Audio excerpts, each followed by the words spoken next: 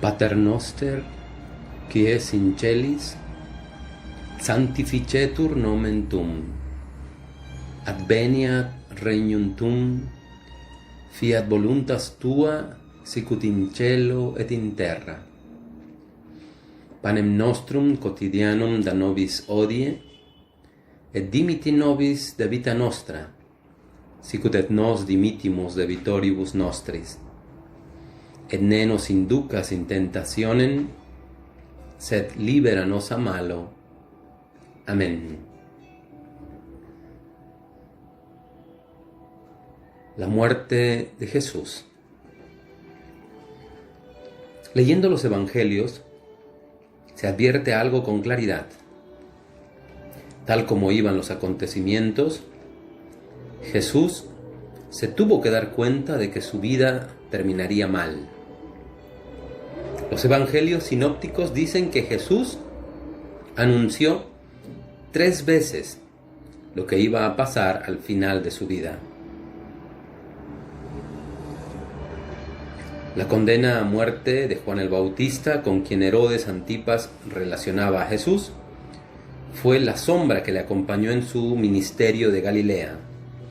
En este territorio Jesús era súbdito de este mal rey, que encarceló y condenó a muerte a Juan el Bautista.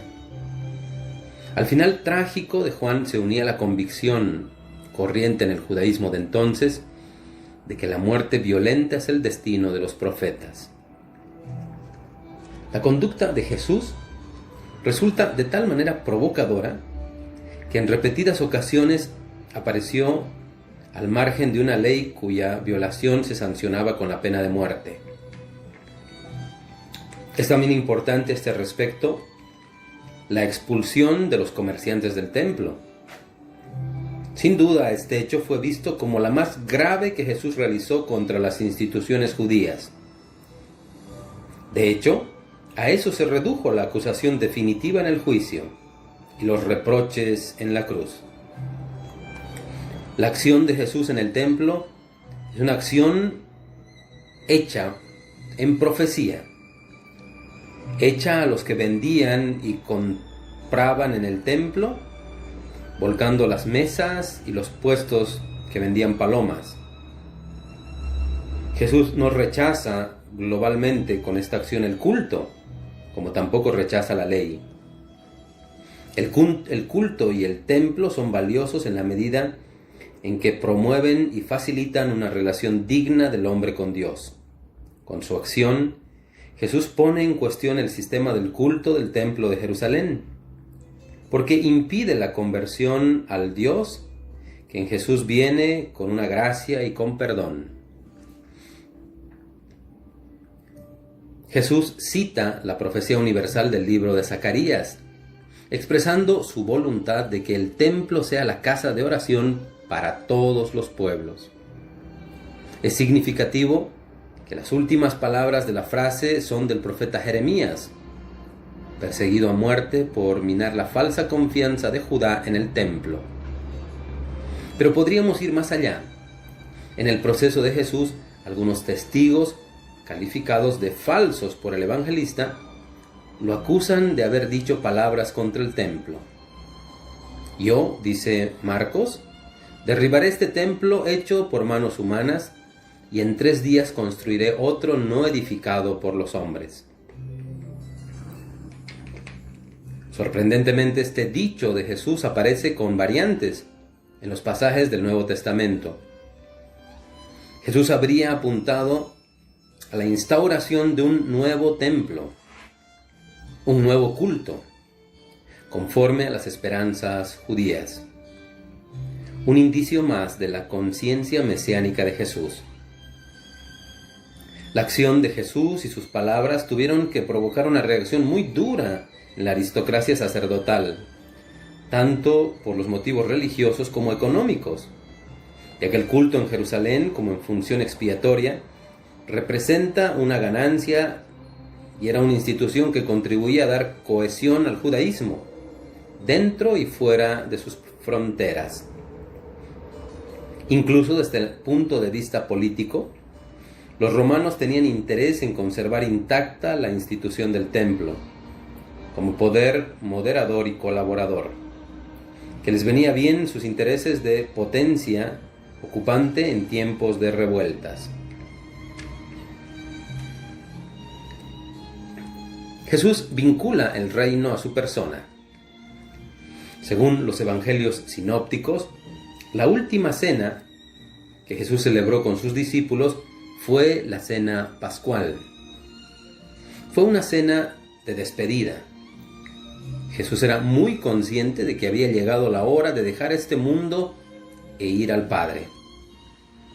Un dicho de Jesús muestra el sentido que quiso darle a ese banquete de despedida, y así nos lo narra Lucas. Pues les digo que no volveré a celebrar la Pascua hasta que tenga su cumplimiento en el reino de Dios. Tomen esto, alzó una copa de vino y la repartió entre los que estaban allí, porque les digo que ya no beberé más del fruto de la vid hasta que llegue al reino de Dios. Jesús anunció durante su existencia terrena la venida del reino de Dios, vinculado a su persona. Ahora, los caminos de la vida se le cortan. Jesús sigue anunciando el reino y lo vincula a su persona más allá de la muerte. Desde ahora, por la comunión de mesa, da parte a los 12 en los bienes de la salvación del reino, a los 12 que representaban el Israel que se había mantenido fiel. En la última cena Jesús dio a su muerte un valor y un poder salvador y expiatorio. Precisamente a causa de su muerte violenta, los 12 y todos los hombres podían participar de los bienes de la salvación del reino.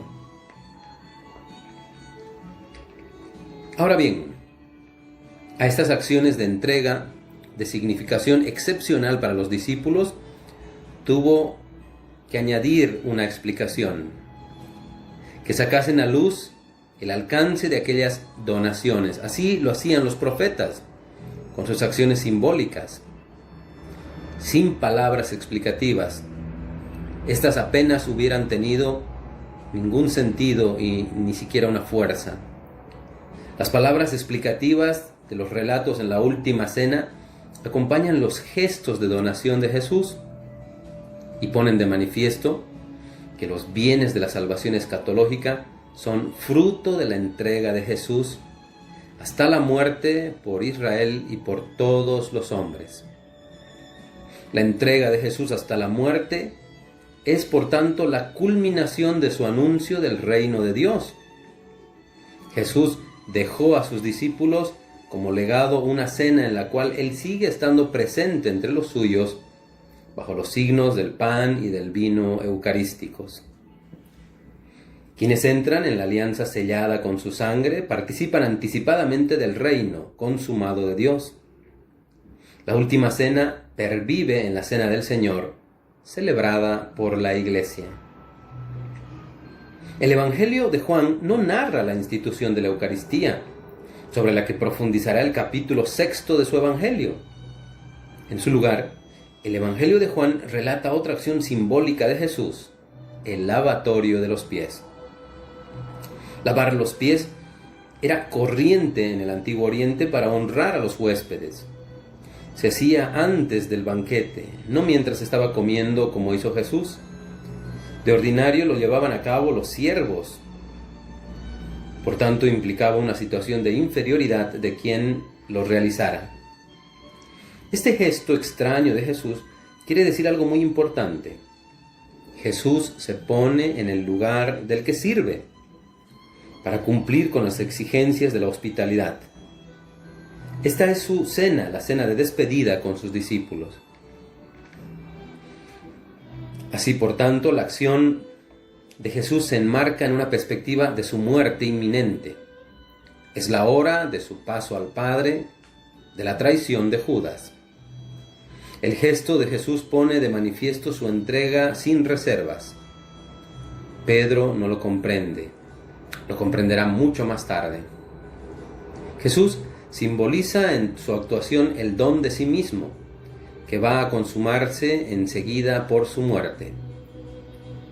Con la entrega de sí mismo a la muerte, Jesús lleva a colmo lo que él ha sido durante toda su vida, el siervo del Señor, y por lo mismo, el hombre al servicio de todos los hombres. Este gesto es de apropiación de sí mismo. Es además un rito de hospitalidad.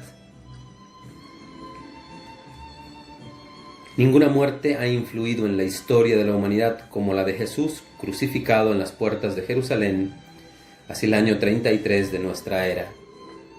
Cientos de judíos fueron crucificados por los prefectos y los procuradores romanos.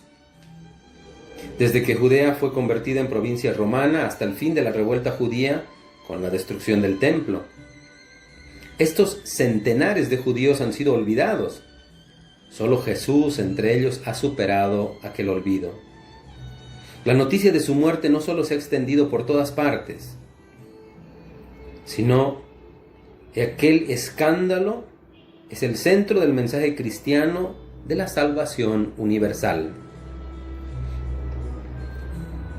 La mención del gobernador romano en Judea, Poncio Pilato, era el símbolo apostólico. Pone de manifiesto que la pasión de Jesús fue un acontecimiento público e históricamente constatable. Jesús muere crucificado como si fuera un agitador más entre los agitadores. Los evangelios nos informan de que el Sanedrín denunció calumniosamente a Jesús ante Pilato como rebelde y con intenciones de convertirse en rey, desplazando al César. La falta de acuerdo en la inscripción de la cruz demuestra que los romanos no acababan de entender bien la acusación vertida contra Jesús. Y es que el proceso propiamente dicho de Jesús ante Pilato precedió algo así como un proceso religioso en el Sanedrín. Para las autoridades religiosas, Jesús responde que Él es el Mesías. Aunque el proceso religioso sobre Jesús haya derivado en la cuestión del mesianismo, el cargo de blasfemia, por haberse apropiado Jesús de un poder y una autoridad que únicamente correspondían a Dios, tiene que haber sido un verdadero motivo de la acción de aquellos hombres que se pusieron en contra del Señor. El evangelista Juan ha visto muy acertadamente que lo decisivo de la acusación de las autoridades judías contra Jesús fue que se había equiparado a Jesús o se había identificado con el Hijo de Dios. Jesús tenía que parecer como un blasfemo para quienes, fieles a la ley sancionada por el Dios de Israel, no se habían abierto a la cercanía de Dios en Jesús.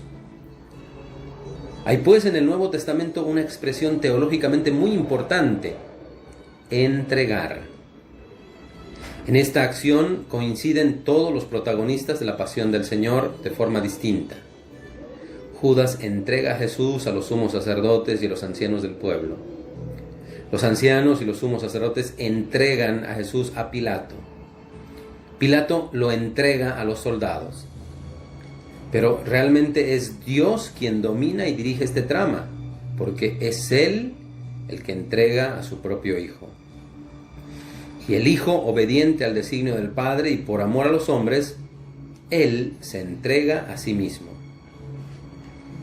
En Jesús, en su encarnación, en su muerte y resurrección, culmina y alcanza la plenitud de la revelación de Dios, es decir, su autocomunicación para la salvación de los hombres y del mundo entero.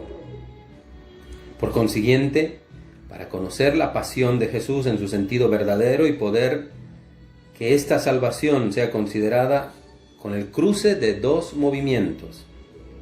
El uno de arriba hacia abajo: Dios entregó a su propio Hijo a la muerte por cada uno de nosotros.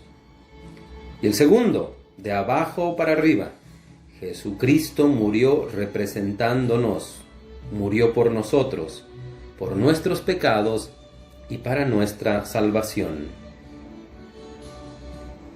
La entrega de Jesús al mundo por el Padre y la correspondiente respuesta obediente de Jesús hasta la muerte en favor de todos los hombres crea una nueva situación en las relaciones de Dios y de la humanidad. En la muerte de Cristo, Dios reconcilia consigo al mundo. Se establece la paz entre Dios y los hombres. Según la Sagrada Escritura, Adán obra como representante de toda la humanidad y da origen a la solidaridad de todos en el pecado. Por Abraham serán benditas todas las naciones de la tierra. Israel será luz para todos los pueblos. Pero donde más destaca el valor salvador del sufrimiento padecido en representación del pueblo es claramente en la figura misteriosa del siervo de Dios. Al siervo del Señor alude la interpretación que Jesús da a su muerte, en su sentencia sobre su vida como un auténtico servicio. Por tanto, Dios, en la muerte de su propio Hijo, condenó los pecados de todos los hombres, pero no a los pecadores. Antes, al contrario, por ella Dios nos reconcilió consigo y por el don del Espíritu Divino abrió el camino a la plenitud de la salvación. Ave María, gratia plena, Dominus tecum, benedicta tu in mulieribus et benedictus fructus ventris tui, Iesus. Sancta Maria, Mater Dei, ora pro nobis peccatoribus, nunc et in hora mortis nostre. Amén.